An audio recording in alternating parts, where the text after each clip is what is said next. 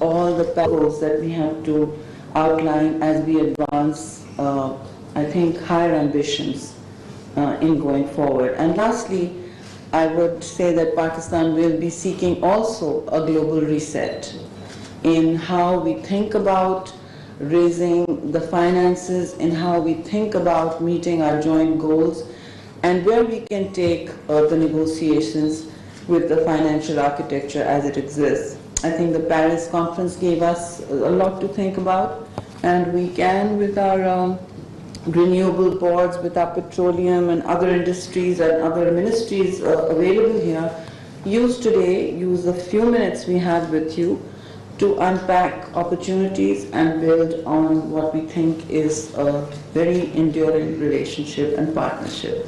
So thank you once again for visiting us, and we look forward to a very robust discussion. Would you like to say a few words for us? Yes, allow me just a minute. So, first I must express our high appreciation and great respect for your great country and for His Excellency the Prime Minister's efforts and your direct engagement and your continued support to the UAE in its efforts in preparing to host COP28. I am here, as you know, as in the capacity of COP28 President Designate, but being in such a great country, such a great and a friendly country, I must also wear my UAE hat.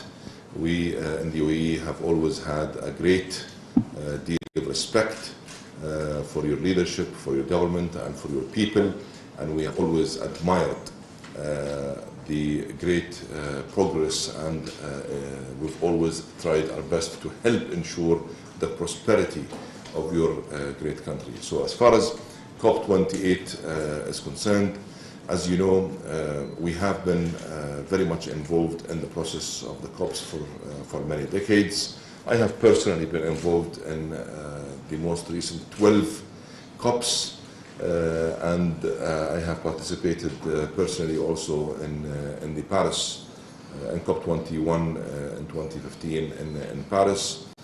And we want to build on the successes of the previous COPs, even though in our view we've had incremental progress made in each COP. We want to build on the accumulation of that progress and ensure at this global stocktake year we provide a course correction through providing and enabling an environment and a space through COP28 to bring the world back on the right track. We will make sure we introduce progress that is practical, that is pragmatic, that is results driven, and that is action oriented throughout all climate pillars, whether it's through the mitigation, adaptation, loss and damage, and finance.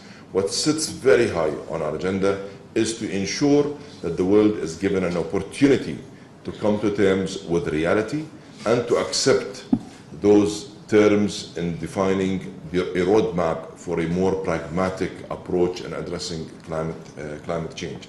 To do that, we've highlighted energy and ensuring a proper, well thought through, well studied, responsible energy transition cuts across our agenda, as well as ensuring that finance is made available, accessible, and affordable, especially for those who need it, as well as ensuring to provide the necessary tools and mechanisms to help attract and encourage and incentivize private capital to come in a multiple and not to only come with small. What we need here is lots of capital if we're serious about addressing the challenge. We need to go from billions to trillions. So while we appreciate the public efforts and the desperately needed transformation, not only reform, transformation of MDBs and IFIs, and the fact that the world has to come to terms with the fact that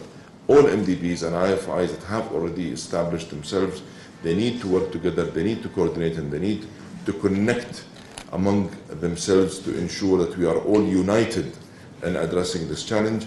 We need the private sector and the private capital to be incentivized to provide these multiple billions of the hundreds of billions of dollars to be made available in a way that is secure and in a way that is protected for the private capital.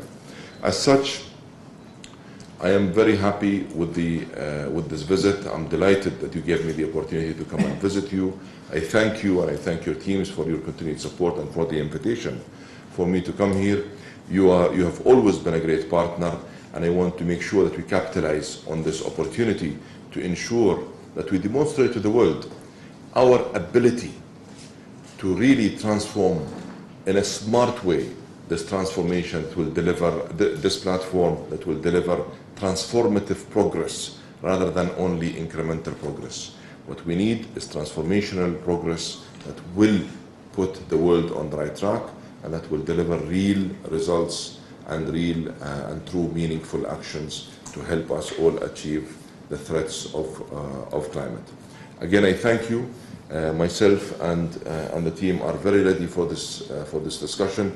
Of course, in parallel, I am here also representing the UAE government, and you know we've always been very serious and very keen and very sincere in identifying cooperation opportunities and investment projects for our public and private sector organizations in the UAE to work with our counterparts here in Pakistan, whether it's in the conventional energy or in the alternative energy space. For example, in the renewable energy space, we are very keen to engage with you in applying scale and capital in advancing renewable energy assets. We want to engage with you on a meaningful gigawatts of renewable energy assets, whether in wind, solar, or other areas of potential interest. And of course, our interest is also very high in the conventional space, whether it's in the supply of products or LNG, and we're happy to have those discussions with those who are interested. Thank you. Thank you so much, Excellency. That was a very heartening and important discussion for us. I know we have limits on our time because we have to take you to the Prime Minister.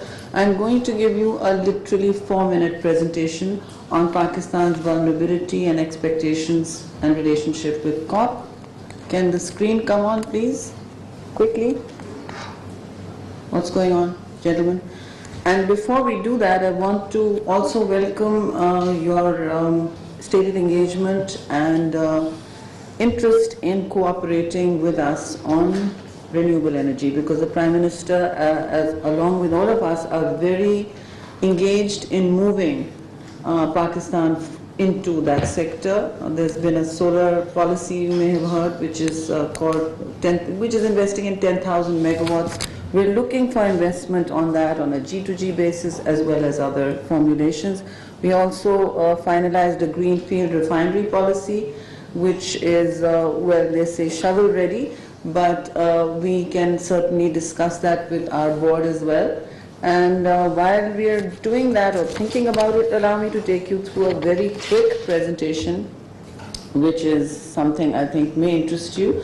We're, of course, underlining Pakistan's climate crisis, and if you look at the slide in front of you, it tells us that economic losses now are mounting. 8% of the GDP is the drag on our economy. It was certainly the case last year, and as I mentioned, we are in a recovery trap very often because we have low adaptive capacity, and we are now facing one after another events such as the mega flood in 22, and we just faced the longest living cyclone in the Arabian Sea, Biparjoy, in 2023, which is basically rising out of the sea warming more than it should. The accelerated impacts I will not really stress too much, because you've seen that yourself, the heat shock that we're going through. We're now the hottest place in the world in the summer at 53.7 degrees. I hope you're not hotter than that in the summer, but our cities are beginning to touch that. Last 3 years, that's been a very, very hard experience for our people. Water scarcity we are about to touch in 2025, so clearly we need to do something about that. We are also now facing forest fires, which the rest of the world is dealing with. You saw Canada struggling. Climate change knows no boundaries. Meltdown at the third pole. Largest amount of glaciers outside the polar system. So we have a delta to to mountain topography that is changing. This is also in crisis and it stresses our system. The monster monsoon you knew about, it's a transformational shift and it is challenging our ability to service our people, to feed our economy, to grow our economy, and also now it is impacting food insecurity because agriculture has been a lifeline and now it is rising more than 40% to 60%. This year poverty has also grown because of climate fragility. The mega floods I won't go into, you've seen it at Geneva. We have described all 33 million affected is the biggest number you heard about. 1/3 of the country was underwater. 20 million are still affected and living in difficult conditions. Programs and initiatives, we have many going on. Nature-based solutions is one of our biggest successes, and in that, Excellency, it may interest you to know that Pakistan is already trading in the carbon market.